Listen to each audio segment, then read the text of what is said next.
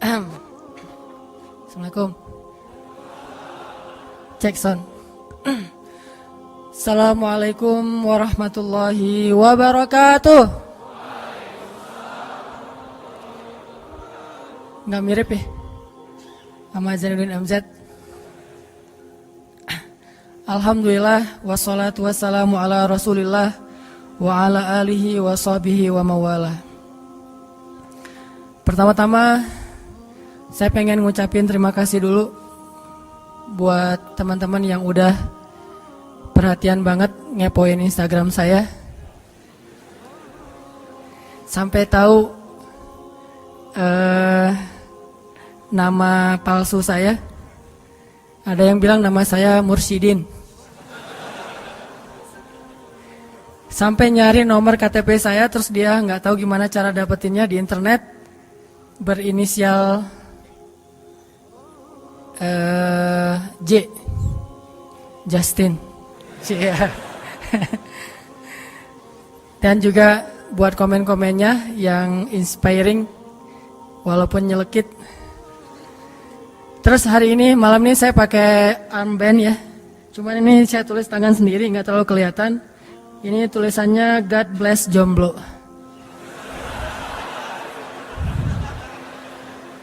Silakan nanti kita sama-sama mengkampanyekan God Bless Jomblo dengan hashtag GBJ.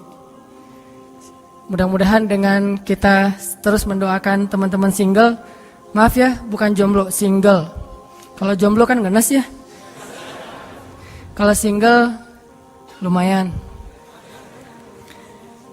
Ini artinya saya sangat empati kepada nasib teman-teman. Dan terus mendoakan supaya cepat dapat bidadari. Malam ini kita akan bahas why ya. Ini nadanya harus sedikit nelangsa. Saya bacain dulu caption yang dibuat sama tukang poster tentang why. 2 tambah 2 minus 1.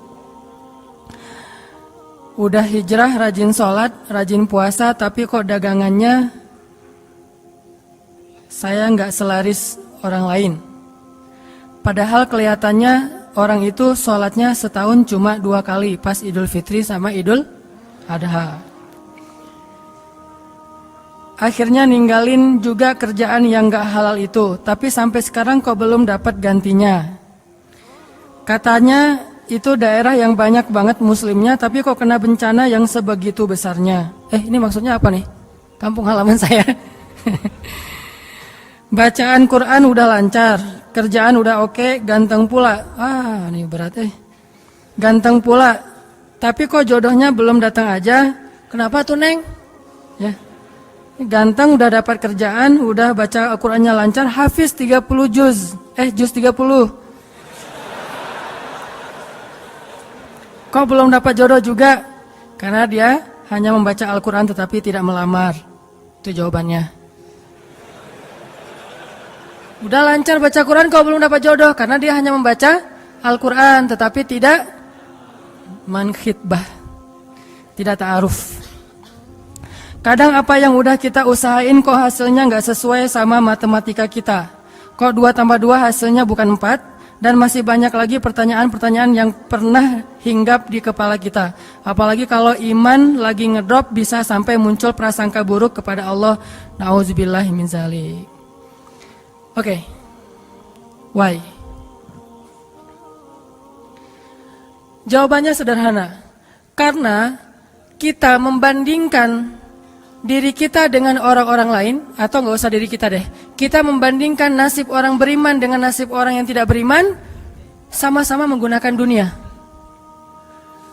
Padahal Allah tidak banyak berjanji urusan dunia kepada orang beriman. Kalau mau ngebandingin, bandingkanlah orang beriman itu dengan akhirat dan orang yang tidak beriman dengan dunia. Dia dapat apa di dunia, kita dapat apa di akhirat, itu baru imbang perbandingannya. Kalau kita ngebandingin dia dapat apa di dunia, saya dapat apa di dunia, itu perbandingan yang gak matematis menurut Islam, gak logis menurut iman. Baru logis kalau kita ngebandingin, dia orang misalnya riba, terus dia bisa beli aset sekian, saya nggak riba, dapat apa nanti di akhirat? Itu baru logis tuh menurut iman. Cuman kalau kita hitung-hitungan, dia kok mengawali usahanya dengan cara riba, saya dengan cara yang lebih syar'i, kok dia dapat sekian aset saya enggak? Ini secara hitung-hitungannya aja pertanyaannya udah salah sehingga tidak ada jawaban. Jadi kalau pertanyaannya udah salah, tidak ada jawaban. Makanya yang harus diperjelas dulu pertanyaannya, baru nanti ketemu jawabannya. Saya mau sharing sebuah kisah nih tentang dua orang laki-laki Bani Israel. Satu ahli surga, satu ahli neraka. Yang satu mukmin, yang satu kafir. Yang kedua laki-laki ini juga sempat dikisahkan oleh Allah di dalam surat Al-Kahfi. Nanti teman-teman yang rajin baca Al-Kahfi pada hari Jumat bisa cek tuh. Salah satu kisah di surat Al-Kahfi itu kisah dua laki-laki Bani Israel, yang satu kaya, yang satu miskin, yang satu kafir, yang satu mukmin. Ceritanya dua orang laki-laki Bani Israel ini sama-sama Allah karuniai rezeki sebanyak 4.000 dinar. Sekarang 1 dinar itu kurang lebih sekitar 2,5 juta. Jadi ada 4.000 di dinar. Lalu laki-laki kaya, laki-laki kafir, laki-laki yang tidak beriman, membeli sebuah rumah yang sangat bagus di puncak bukit dengan view yang luar biasa dengan harga 1.000 dinar. Sehingga kemudian dia datang kepada temannya yang mukmin, dia bilang, yuk ke rumah saya tunjukin rumah baru saya. Datang nih ke rumah baru laki-laki yang tidak beriman. Pas ngelihat dari gerbangnya luar biasa, tamannya luas, ada rusanya, ada kijangnya, ada marmutnya, ada segala macamnya, ada onta, ada kuda, lengkap aja tuh. Ini rumah atau kebun binatang ya? Pokoknya rumahnya keren aja. Terus laki-laki beriman nanya, ini rumah baru? Ya, berapa kamu belinya? 1.000 dinar. Bagus kan? Bagus. Ya udah kamu beli atau 1.000 dinar. Ini rumah kayak gini banyak nih masih dijual. Akhirnya laki-laki mukmin ini pulang. Malam harinya dia sholat, kemudian dia berdoa, ya Allah, sahabat saya sudah membeli sebuah rumah yang besar, rumah yang bagus dengan harga 1.000 dinar. Maka besok saya ingin membeli itu di surga dengan cara bersedekah 1.000 dinar. Maka berikanlah untuk saya rumah yang lebih bagus di surgamu ya Allah. Dia sedekah 1.000 dinar. Lalu besoknya ketemu sama temannya yang tidak beriman, nanya, udah beli rumah? Udah. Di mana? Nggak dekat dengan rumah saya, jauh kata dia. Di mana itu? Di surga. Hah? Caranya gimana? Sedekah. Wah, kamu mah orangnya fanatik lah, istilahnya sok soleh lah, apalah segala macam, Pak Haji. Diledekin aja tuh. Diledekin. Taulah yang udah hijrah kan gitu ya, suka ada istilah-istilah ngeledekin. Ya udah hijrah, anak masjid, apa istilah-istilahnya. Diledekin gara-gara dia bersedekah 1.000 dinar. Sebagai ganti temannya yang membeli 1.000 dinar itu bisa beli rumah yang besar. Diledekin terus. Setelah berlalu sekian lama, kemudian laki-laki yang pertama ini yang tadi tidak beriman nikah. Istrinya tuh cantiknya luar biasa. Usianya ABG. Cantik. Setelah selesai dia lamar, nikah, pas hari pernikahan ngundang temannya yang beriman. Datang ya ke acara pernikahan saya. Acaranya tuh weddingnya itu ada IO-nya, IO terkenal, paling terkenal di situ. IO Bani Israel. Paling.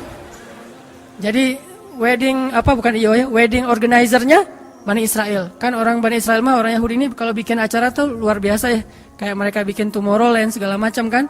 Jadi bikinlah wedding organizer ini bikin acara wedding yang luar biasa, menghabiskan berapa? Kalau sekarang mungkin di TV-TV itu suka diumumin biaya weddingnya itu berapa miliar kan suka gitu tuh. Nah dia ngumumin.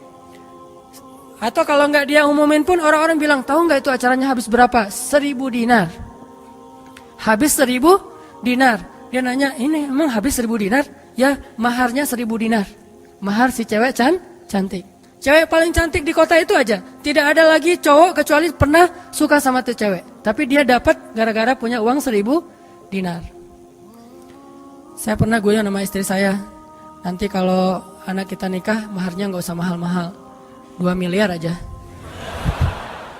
1 miliar buat dia, 1 miliar buat bapaknya. Nah, 1.000 dinar. Udah gitu dia pulang nih orang beriman. Malamnya dia tahajud, dia berdoa kepada Allah, ya Allah, teman saya udah nikah, nah saya mau masih gini aja. Tuh ya, ini pedoman buat teman-teman ya.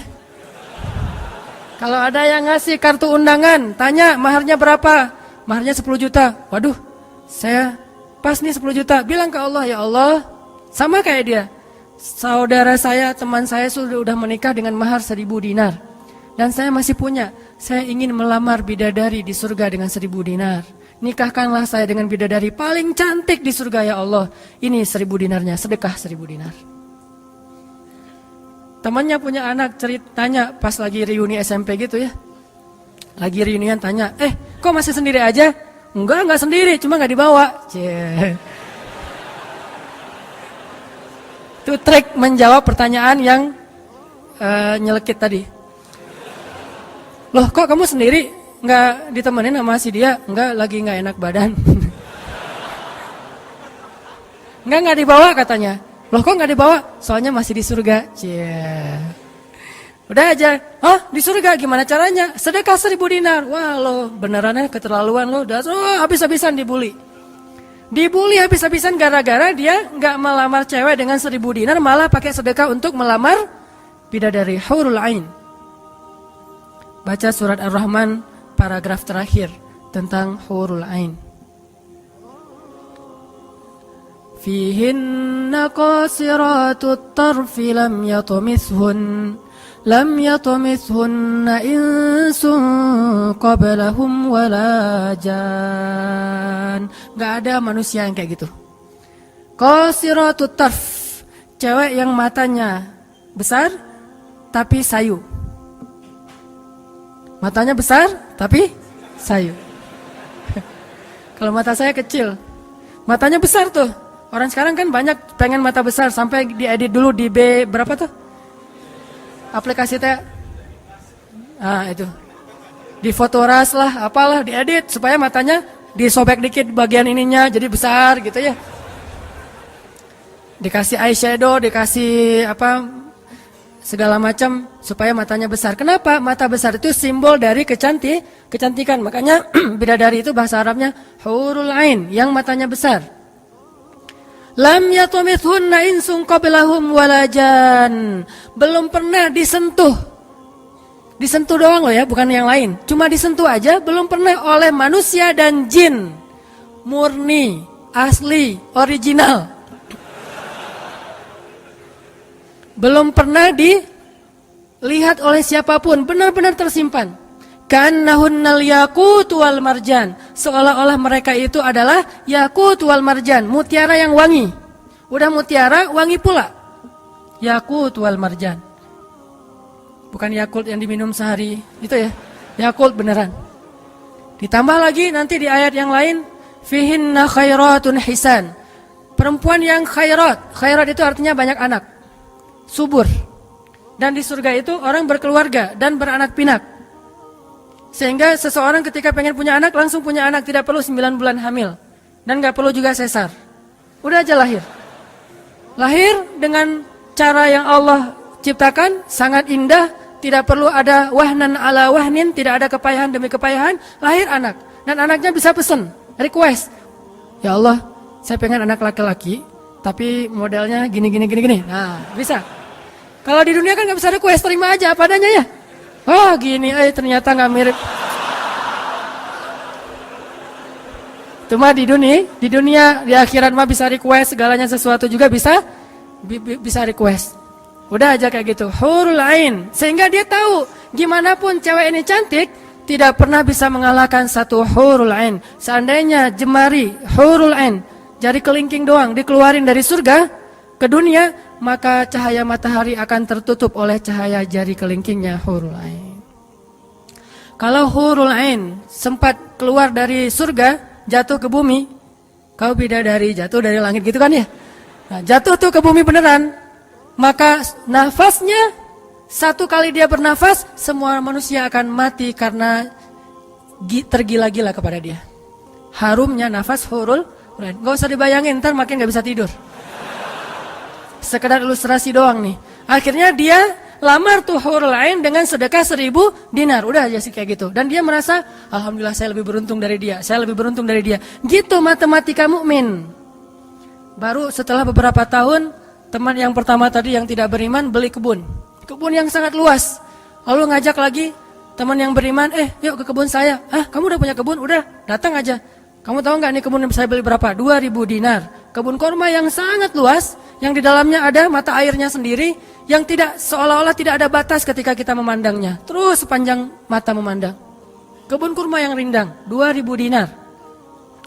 Lalu laki-laki ini pulang lagi, ya Allah, izinkan saya membeli kebun-kebun surgamu dengan 2000 dinar. Karena saudara saya itu sudah membeli kebun di dunia. Sedekah lagi 2000 dinar. Terus kayak gitu sampai mereka tua. Yang satu meninggal dalam keadaan kaya raya tapi kafir. Yang satu lagi meninggal dalam keadaan miskin tapi beriman.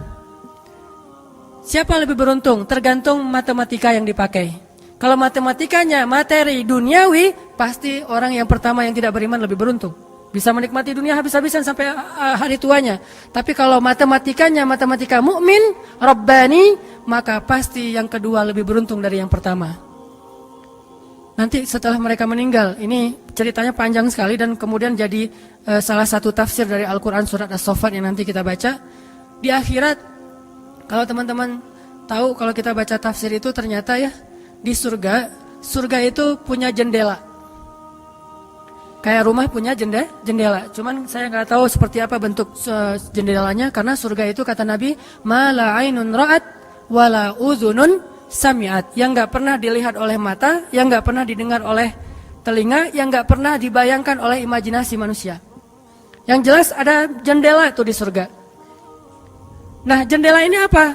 Jendela ini dipakai untuk mengintip ke neraka. Jadi nanti kalau ada kisah-kisah penduduk surga menyelamatkan orang-orang di neraka, itu lewat jendela itu. Kalau ada cerita penduduk surga dan penduduk neraka berdialog, itu lewat jendela itu. Bukan keluar dulu, sama-sama keluar terus ada ruangan khusus dialog gitu, enggak. Atau pakai misalnya Skype gitu ya. Nelpon neraka pakai Skype. Tring, lagi disiksa. Aduh, ada yang nelpon, bentar dulu. Kan enggak ada yang gitu ya. Ini mah pakai jendela, jadi jangan pakai imajinasi teknologi yang sekarang. Nggak ada Skype, nggak ada WhatsApp call, video call gitu. Nggak ada line, yang ada lewat jendela. Begitu dia ngelihat ke jendela, dia langsung Allah berikan dimensi melihat neraka. Langsung Allah kasih ruang untuk bisa melihat neraka. Di neraka itu dia akan bertanya kepada malaikat neraka, ngasih kayak kertas gitu. Tolong cariin yang namanya ini. Cariin. Oh ya, ini masa nggak kenal kayaknya di surga. Emang siapa? Hananataki.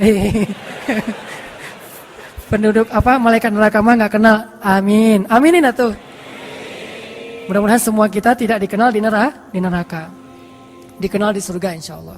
Kalau ini mah nggak boleh heureuy. Ini serius nih mah. Udah aja ngasih nama gitu ya ke malaikat penjaga neraka. Kenal nama ini nggak? Oh ntar dulu nanya ke yang lain. Kenal nama ini nggak? Wah ada tuh yang di pojok sana tuh lagi dihabis-habisin sama malaikat. Udah malaikat yang itu bawain sini gitu. Pas dibawain ternyata itu adalah laki-laki tadi yang di dunia saling bersaing dalam memperkaya diri. Satu memperkaya diri di dunia, yang satu lagi memperkaya diri di akhirat. Bro, gimana nasib lo sekarang? Waduh, saya sekarang disiksa segala macam, dia ngaku kesalahannya. Lah kamu gimana? Dulu kamu katanya beli rumah di surga, terus nikah di surga, terus beli kebun di surga, udah dapat. Wah, bukan dapat lagi. Ternyata 1000 dinar itu bukan satu istana loh, bro. 1 dinar itu sekian ribu istana. Sekarang saya 1000 dinar, bayangin aja. Gitu. Makin sakit kan ya? Makin nelangsa, makin stres. Udah di neraka stres pula, stroke lagi, kena kejang-kejang gitu. Enggak di neraka kejang-kejang aja enggak enak, stroke enggak enak, apalagi udah stroke-nya di neraka kan lebih enggak enak tuh. Orang kena penyakit jantung di dunia enggak enak, ini penyakit jantungnya di neraka lebih enggak enak lagi. Ini mah imajinasi saya. Sesuai dengan di Al-Qur'an surat As-Saffat, dialog antara penduduk surga dan penduduk neraka. Inilah teman-teman matematika untuk mengukur siapa lebih beruntung. Sehingga kita tidak perlu bertanya, kenapa? Why? Saya udah hijrah kok makin susah hidup saya. Dunia itu, akhirat enggak. Kalau kita mengukur amal kita hanya dengan dunia, kita bakal sering kecewa karena Allah tidak menilai dunia ini bahkan lebih ringan daripada 11 sayap nyamuk. Seandainya kata Nabi dunia ini di mata Allah ada harganya, pasti Allah nggak mau ngasih dunia kepada orang yang tidak beriman, nggak mau. Berhubung dunia ini tidak ada nilainya, Allah kasihlah kepada orang yang tidak beriman. Sedangkan yang bernilai, Allah simpan untuk orang yang beriman dan sabar. Pakai kacamata Rabbani, cara pandang Allah Subhanahu wa taala. Sehingga ketika kita hijrah, kita minta tolong kepada Allah urusan dunia, tetapi kita yakin kalau kita istiqomah, ikhlas, maka di akhirat wa ma indallahi khair. Itu harus jadi mantra yang kita ulang-ulang tuh. Kalau teman-teman lagi cemburu dengan dunia seseorang, bilang wa ma indallahi khair. Apa yang ada di sisi Allah lebih baik. Udah enggak jadi cemburu tuh. Saya pakai itu sebagai terapi buat diri saya sendiri. Kalau saya lagi ada rasa kayak kepengen apa yang orang punya, ada rasa iri, ada rasa cemburu, ada rasa kayak merasa orang lain lebih beruntung dari kita, saya selalu pakai mantra wa ma indallahi khair, wa ma indallahi khair, wa ma indallahi khair. Sehingga hilanglah rasa cemburu itu. Apa yang ada di sisi Allah lebih baik, apa yang ada di sisi Allah lebih baik, apa yang ada di sisi Allah lebih. Walal akhiratu khairul laka minal ula, wal akhiratu khairu wa abqa. Akhirat lebih baik bagimu dan daripada dunia. Akhirat lebih baik dan lebih kekal. Itu aja yang kita ulang-ulang mantranya. Wa ma indallahi khair. Udah aja senyum. Kita yang istiqomah gini-gini aja, orang lain yang tidak istiqomah, yang sudah melenceng jadi gitu. Ya udah, apa yang di sisi Allah lebih baik. Ada yang gara-gara misalnya dukun bertindak jadi nikah, kita bertindak sendiri nggak nikah-nikah misalnya ya. Ya udah aja, wa ma indallahi khair. Dan apa yang ada di sisi Allah itu bukan hanya akhirat tetapi juga dunia. Cuman Allah tidak memberikannya dalam waktu yang segera kepada mukmin karena Allah ingin melihat dulu ketabahan, kesabaran dan keistiqomahan kita. Matematika itu coba kita pakai dalam hidup. Kayak saya pernah dulu banget awal-awal saya di Bandung masih senang usaha-usaha gitu sebelum ada dakwah. Kan pertama saya masuk ke Bandung bukan berdakwah. Lama-lama setelah lelah berusaha akhirnya berdakwah. Karena nggak mendapatkan kebahagiaan hanya dengan harta. Kan dulu saya pernah usaha bisnis pulsa yang saya pernah cerita. Ada 60 cabang pulsa saya di Bandung. Terus naik lagi bisnis jual beli mobil bekas. Beli, jual. Terus terakhir pernah main properti walaupun nggak sampai punya klaster, sampai punya perumahan. Tapi 1-2 properti beli, jual lagi, perbaiki, jual dan segala macam. Waktu itu saya sempat hampir kegoda sama teman saya yang beli beberapa aset ruko di daerah Antapani. Dulu Antapani nggak seperti sekarang, masih murah-murah tuh rukonya. Dan kan cepat banget tuh perkembangan Antapani ya. Dia beli tuh 1 ruko di Antapani dengan DP, lalu dia cicil. Nah, cicilannya ini dibayar oleh yang kontrak. Kebetulan ruko dia dikontrak oleh warung Padang. Sehingga dia paling nambah-nambah dikit lah, walaupun yang nggak bisa utuh, tapi dia nambah-nambah dikit. Ini udah azan? Udah? Oh, nanti ceritanya next, insya Allah habis sholat isya. Barakallah. Bismillahirrahmanirrahim. Tadi sampai di mana teman-teman? Oh iya, Antapani ya, sampai Antapani. Nah waktu itu nggak ada basa-basi, langsung aja Bismillahirrahmanirrahim. Teman-teman kita lanjutkan sampai di Antapani. Jadi teman saya tuh ada yang investasi dengan beli salah satu ruko di Antapani dengan cara nyicil DP, terus yang bayar cicilannya itu adalah yang kontrak. Kalau nggak utuh pun dia tambahin sedikit lah, paling nambahin 500.000 sebulan. Setelah kurang lebih 3 tahun, akhirnya itu udah lunas, dia bisa nge-DP-in lagi yang baru. Setelah sekitar 5 tahun berjalan, saya ketemu lagi sama dia. Dia bilang, ini semuanya udah ruko saya nih. Udah ada sekitar 6 ruko yang dia punya. Dan setengahnya dipakai sama Alfamart. Sisanya dipakai ada warung Padang, ada apa di situ. Sehingga dengan cara dia bisa cepat berkembang. Saya di awal menganggap diri saya tuh agak-agak idealis. Anggapan pertama, waduh saya ini kayaknya terlalu idealis kali ya gitu.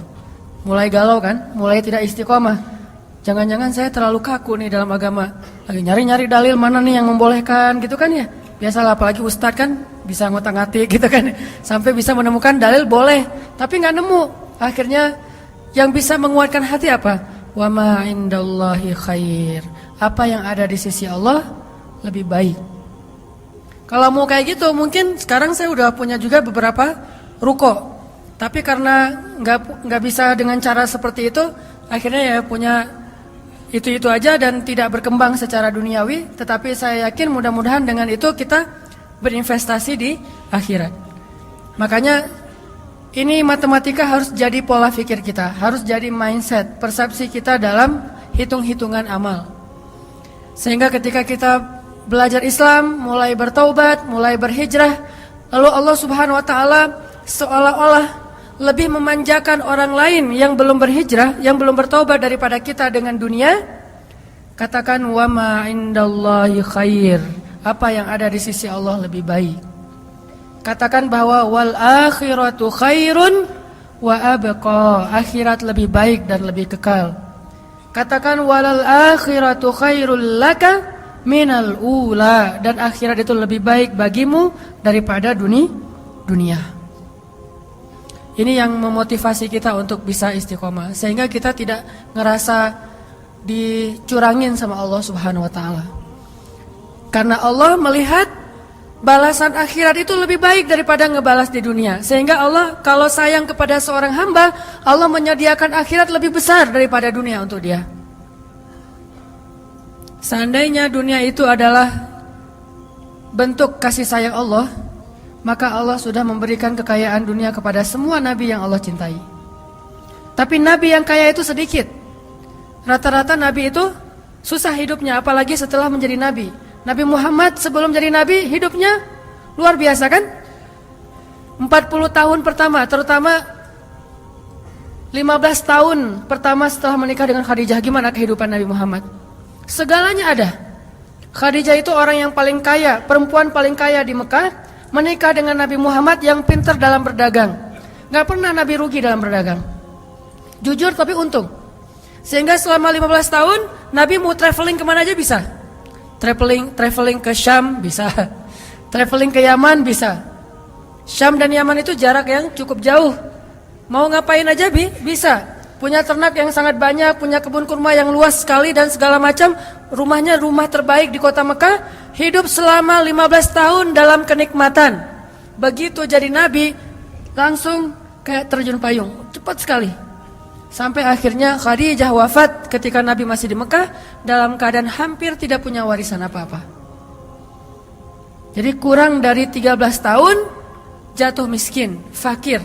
Sampai ketika hijrah ke Madinah, Aisyah curhat. Apa kata Aisyah? Di rumah Rasulullah itu lebih dari 1 bulan tidak ada asap di dapur. Dalam keadaan tidak pernah masak selama berbulan-bulan. Soalnya kalau kita mah beli warung Padang, jadi gak perlu masak ya. Kenapa itu rumah gak pernah masak? Yalah, soalnya dia punya warung, jadi masaknya di warung, tinggal dibawa aja ke rumah. Nabi benar-benar gak pernah masak tuh. Coba bayangin, pernah gak Nabi bilang gini ke Allah, Allah, lah saya kan kerjanya sama Allah, kok malah jadi kayak gini, hidup saya jadi susah gini. Enggak pernah Allah Nabi mengatakan demikian. Kenapa? Karena Nabi tahu logikanya. Nabi benar dalam menggunakan logika hitung-hitungannya. Nabi tahu matematikanya, sehingga Nabi gak pernah mengeluh ke Allah, kok saya sejak jadi Nabi jadi susah Allah. Katanya saya kekasih Allah, kok saya diperlakukan kayak gini. Gak pernah Nabi ngomong kayak gitu. Kalau Nabi aja kekasih Allah, malah jadi susah gara-gara jadi kekasih Allah secara duniawi, tidak pernah mengeluh. Terus siapa kita mau mengeluh dan menuduh Allah dengan tuduhan-tuduhan yang tidak benar? Apakah kita merasa bahwa setelah kita berhijrah Allah harus memberikan kepada kita dunia yang di mata Allah tidak ada nilainya? Berarti kita meminta kepada Allah sesuatu yang tidak baik dan membuang sesuatu yang baik. Itulah yang dulu pernah dinasihatkan oleh Musa kepada Bani Israel di dalam surat Al-Baqarah. Coba teman-teman lihat di surat Al-Baqarah itu ayat 61.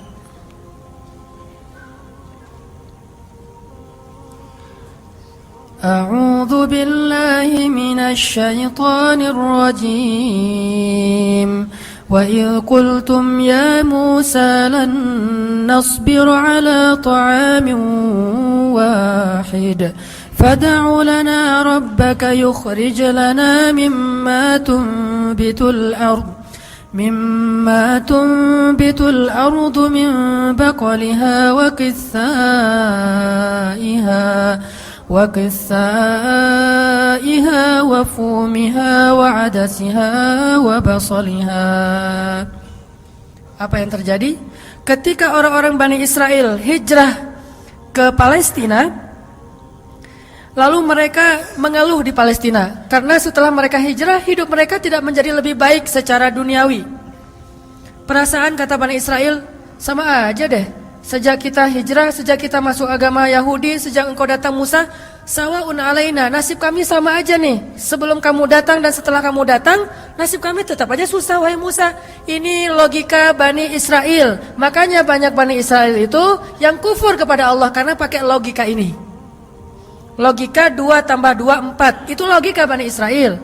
Kalau dalam urusan agama, beda kalau dalam urusan matematika. Jangan bilang, "Dek, 2 tambah 2 berapa?" 4. Bani Israel. Jangan. Itu mah matematika. Kalau dalam urusan agama itu logika Bani Israel. Mereka selalu menghitung-hitung itu dengan logika matematika duniawi. 2 tambah 2 4. Sehingga mereka selalu mengeluh, "Ya Musa, sama saja nasib kami engkau datang dan engkau tidak datang dulu. Sama-sama susah. Terus apa baiknya dengan kedatanganmu, wahai Musa?" Mereka menghitung kebaikan itu hanya dari sisi materi saja. Padahal kedatangan Musa telah mengeluarkan mereka dari perbudakan kalau mau dihitung lebih jujur di urusan dunia. Kedua, dengan kedatangan Musa, mereka akhirnya diselamatkan dari kejahatan dan kekejaman Firaun yang membunuh anak laki-laki mereka dan memperbudak anak perempuan. Apakah mereka lupa? Afala ta'qilun ya Bani Israel? Tidakkah kalian berpikir, wahai Bani Israel? Ditambah lagi dengan janji Allah untuk Bani Israel. Allah bukakan langit dan bumi untuk Bani Israel. Bayangin, Bani Israel lagi hijrah nih. Dari Mesir ke Palestina, di tengah jalan haus. Musa haus ngadu. Hashtag semuanya viral, haus Bani Israel. Hashtagnya haus. Akhirnya Nabi Musa berdoa kepada Allah, "Ya Allah, beri mereka air." Keluarlah mata air satu untuk Bani Israel yang ada 12 suku. Berapa? 12 gitu? Lupa Ya gitu deh. Oh ini nih. Ya 12. Ithnata asyara aina. 12 suku. Pakai satu mata air. Udah gitu karena Bani Israel ini orangnya gak bisa teratur hidupnya. Suka gak bisa ngantri, gak bisa teratur, gak sabaran. Pokoknya tamak aja. Begitu keluar satu mata air, mereka ada 12 suku berantem. Ini gua duluan nih. Siapa lo? Rame aja antara Bani Israel. Cuma bahasanya saya gak ngerti, Ibrani. Bukan siapa lo. Udah aja gitu, rame sesama Bani Israel. Akhirnya mereka ngeluh lagi, "Musa, masa sih satu mata air? Ini rebutan nih, daripada kita nanti rame, daripada putus silaturahim, doain dong, minta 12 mata air." Nabi Musa berdoa lagi. Akhirnya keluar 12 mata air. Dimanja banget sama Allah. Udah keluar 12 mata air, mereka minum. Jalan lagi, "Musa, dari kemarin kita makannya perasaan roti wae. Gak ada daging gitu Musa?" Nanya daging. Ini kayaknya nih buffetnya gak internasional nih, Asian food gitu, nasi gitu ya. Saya pengen sekali-kali dong Musa cari yang buffet yang international food gitu. Akhirnya Allah kasih man nawassal wa, kasih burung datang sendiri untuk disembelih. Datang tuh burung terbang depan Bani Israel, nunduk langsung gini. Enggak. Coba, burung Bani Israel. Coba ada nggak burung kayak gitu sekarang? Bebek gitu ya. Pak, hari ini kita masak bebek. Oh boleh.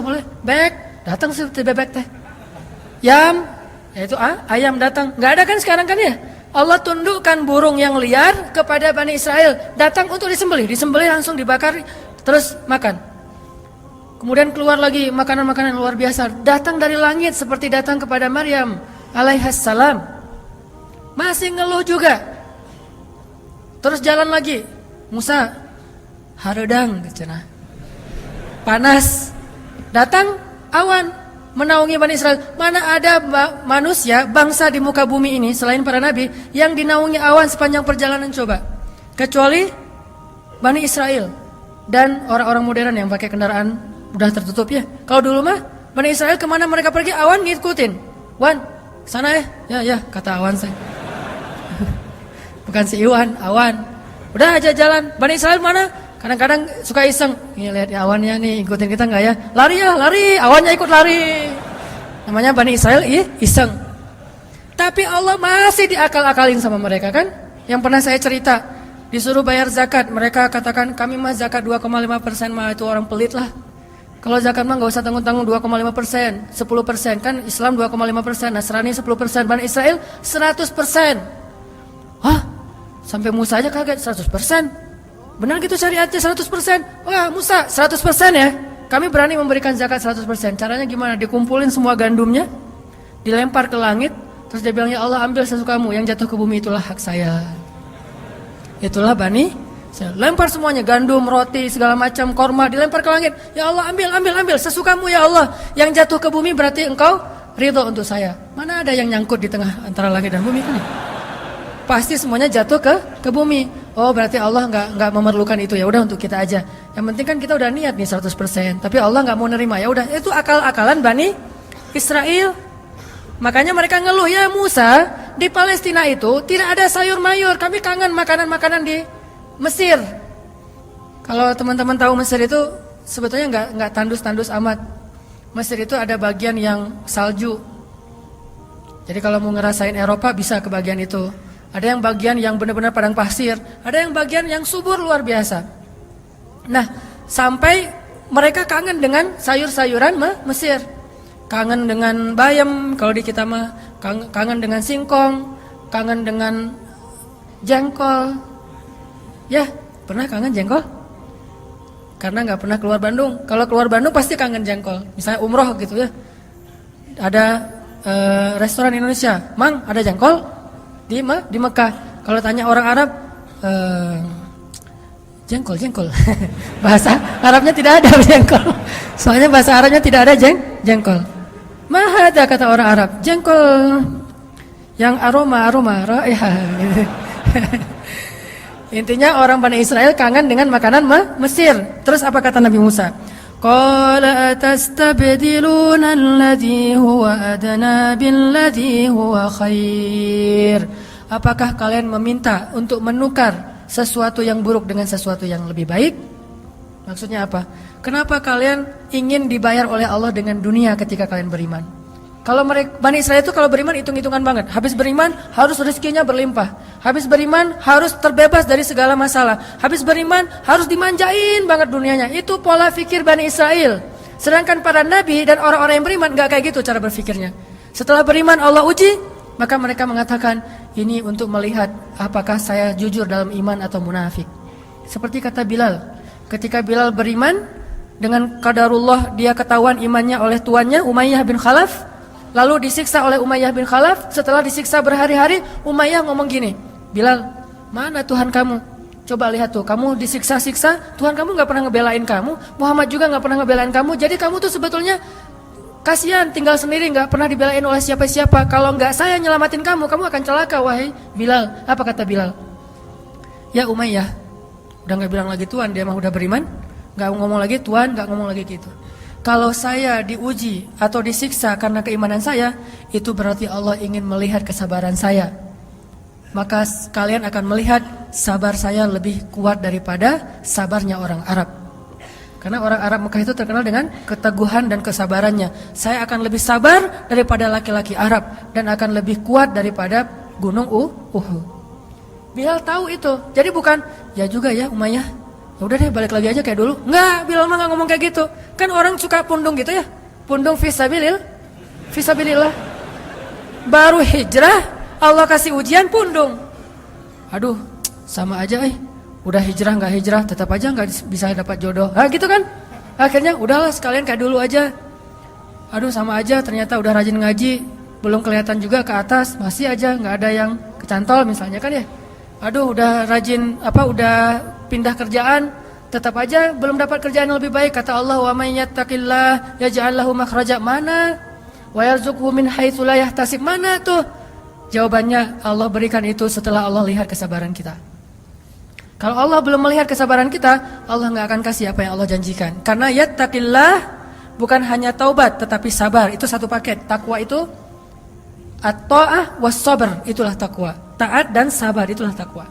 Wa may yattaqillah, siapa yang taat lalu sabar, baru Allah janjikan yaj'al lahu makhraja wa yarzuqhu min haitsu la yahtasib wa may yattaqillaha yaj'al lahu min amrihi yusra wa may yattaqillaha yukaffir anhu sayyi'atihi wa yu'zim lahu ajra.